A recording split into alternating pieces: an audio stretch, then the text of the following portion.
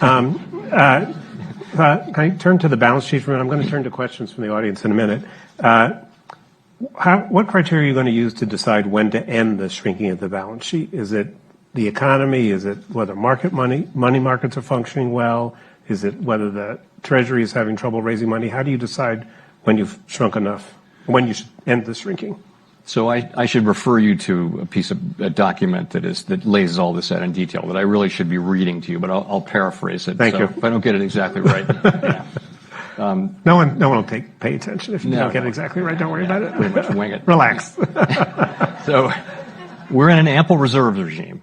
And what that means is that, changes in the reserve level will generally not affect the federal funds rate. So there's more than enough reserves in the system. So we're not close to reserve scarcity. So what we said is that we would allow reserves to decline until we're somewhat above the level that we think is consistent with an ample reserve, with scarcity. Right.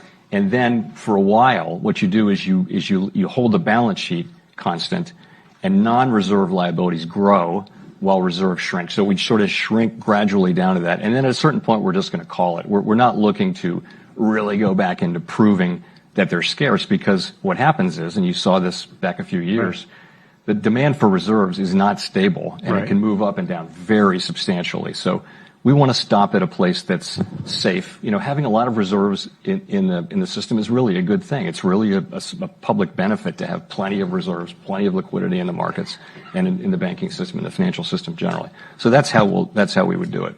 In the